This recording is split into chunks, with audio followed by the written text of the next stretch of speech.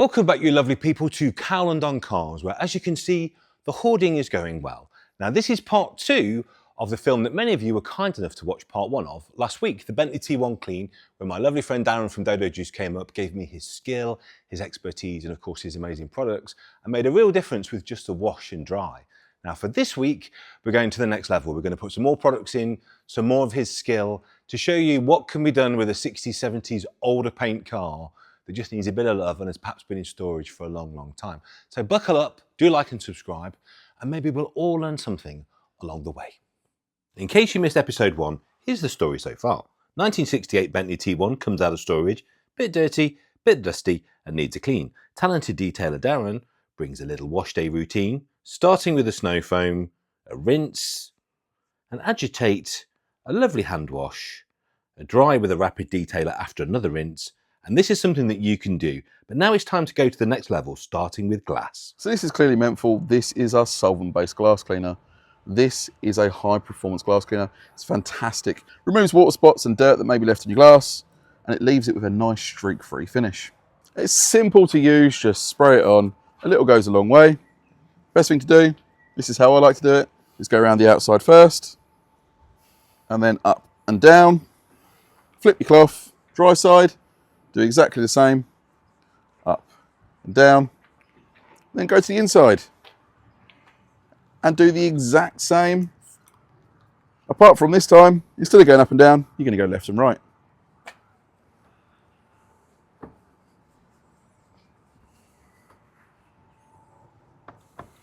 Now I can hear you all going, why are you going a different way on the inside? That is because when you close the door, if you see any streaking left behind, if it's up and down, you know it's on the outside. If it's left and right, it's on the inside. Now it is also worth mentioning to drop your windows down by a few inches just to get that top edge, because if you don't, when you're driving along and you open that window, you're going to see a layer of dirt up there that sits tucked in between that little sill. So get it washed off first and then do the rest. Before we move on to the bodywork, I'm just going to give the chrome a little tickle with Motley Blue. Now this is our metal and chrome polish. This will help to remove any oxidization, any of that little light damaging, and it will give it that nice little sparkle. Let's bring back the bling to this bad boy. And seeing as that did look rather good, I took the liberty of asking Darren to apply a little bit to both the front and rear bumpers as well, which even in the 5 or 10 minutes he took to do it, looked loads better. What a transformation in a very short space of time. This is Lime Prime. This is our fine cut prep polish. Now this is ideal if you want to give your car a light polish or you just want to prep it ready for a layer of wax. Now ideally I would love to grab my machine polisher and give this a good going over. Go on then. However, Don't let me stop you. However, today I'm trying to show you the sort of things you can do at home when you buy a car like this from auction, or if you just got one of these that's laying around a bit dusty. Now this is fantastic, also applied by hand. Now, if you So is this for all the older audience, which looking at the demographics is all of them? This is like, in the day we'd get a bit of tea cut out. It's just like a much more gentle tea cut. It's, yes, it's a much more gentle tea cut. Now we do free polishing products. We do a very fine super cut. We do a very fine super fine polish, which is designed for more delicate paints. Now ideally, if you're doing this at home and you're not sure on your paint's condition, then I would go for the super fine. It's called critical finish, and start with that and work your way up to a stronger cut. Then we have Lime Prime, which is our fine cut, which is kind of like the middle base polish that we do. And the next one we do is called Depth Charge, which is a heavy cut polish. Now you'd use that for blemishes like you've got up here, which I don't know if Paul wants to show you, but up here we've got some nasty scratching. It could be bird etching and someone's tried to scrub it out. That would be ideal for a heavier cut polish. But for the rest of the vehicle, we're just going to go for this fine cut polish, Lime Prime, and it's just to help remove any surface layer imperfections before we add a coat of wax. Now it's really simple to use. Just pop a few pea-sized drops onto your applicator and then sort of dab it out in the area you plan to work on. Now don't plan to work on the whole bonnet at once. Choose as far as you can reach. This helps you focus on the area you're working on, and it also lets you work that polish in correctly into that area, and it also stops you from having issues later on, especially on a warmer day, because if you do the whole car before you buff it off, you could run into problems. So just work on a small area like this and you should be okay. And then just work it in in circular motions.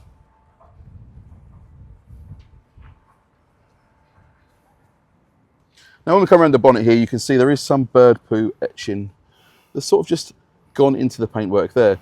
Now ideally, again, I'd like to get my machine polish on that and remove it. However, it is possible by hand, and I'll show you how. You can just focus on that one area. Like I said, just go in circles. It may take a little bit of elbow grease in a few minutes.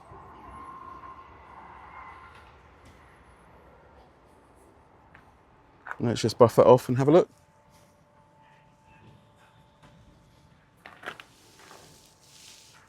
You can see we have mildly improved it. It is starting to fade. So if we just give it another pass over. So now I've finished polishing the rest of these bird etchings out. If you do come to buff this off, and you notice it's a little bit sticky, you can still see some residue from the polish left over. Grab your quick detailer, just give it a few little squirts. And this will just help you buff off that polish residue and leave you with that nice glossy shine, and free from all those nasty etchings that were on there. Now, if you don't want to go through the aggro of polishing your vehicle and you don't want to stick a layer of wax on, because it does take time, it's not a 5-minute job, but you do want to add some gloss, then don't worry about the polish, don't worry about the wax. Grab yourself, like I've mentioned earlier, this product here. It's called Mint Condition. This is our quick detailer.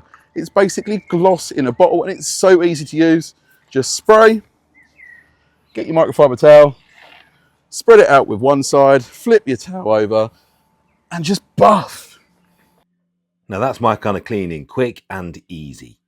This is Shinecraft. This is one of our hybrid waxes. This is unlike any natural wax that we sell. This is a natural wax that has been turbocharged with a sealant.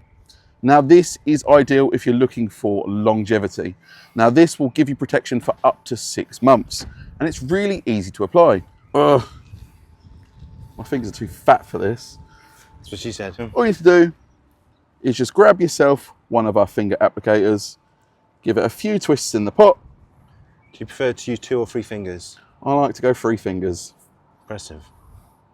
And then just work it in circular motions. Now, make sure you work it out nice and thin. So you might see up there, I've laid it down quite thick. Just keep going back over and spreading it out further and further and further, until you've laid down a nice even coat. And again, on a vehicle this size, work on half a panel at a time. Just makes life easy for yourself. So we've now left that to sit for a few minutes just to let it haze. You can just test it quickly with your finger. If you can see it's starting to leave a mark, it's ready to buff off. And you can see it's left a lovely, nice, fresh, beautiful looking shine. Now, one thing you may notice about when you wax a vehicle like this, if you come take a look here, this wax has a slight darkening effect. So you can see it's filling some swirls and scratches, only minorly, but you can see the difference between the colour of unprotected and protected paint right there. Looks beautiful. So I've now grabbed my dark matter tyre and trim dressing. I'm just going to give these tyres a little bit of a touch up just to make them look nice. Well, and a little bit fresher than they can be anyway. So just pop a little bit on your applicator, don't pop too much on, and then just work it into the tyre.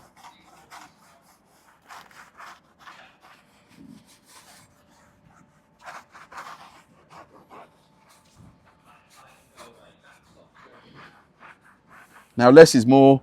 If you need to put more on, do so. If you put too much on, you'll end up having to buff some off. So less is more with this product. Beautiful. It really is beautiful, mate. Thank you so much. Now that took Darren about 4 or 5 hours. Obviously he's a pro, but I think it's something you could realistically do on your driveway at home. And as you can see, with products that won't break the bank and you can use again and again. Hopefully that's been helpful. Keep buffing, mate, keep buffing. So there you go, you lovely people. It wasn't exactly a concourse restoration, but what it does show you is if you've taken a vehicle out of storage and you just want to safely wash it back to a lovely condition, ready to do something more with, or you just want to do a nice Sunday wash routine that's realistic, that's kind of replicable, it's not going to cost you a huge amount of money. Thank you, mate. No, it's my pleasure. Should we go to the pub? Let's go to the pub. Let's go to the pub. Let's go. So, like, subscribe, ring that bell. More car stuff next week.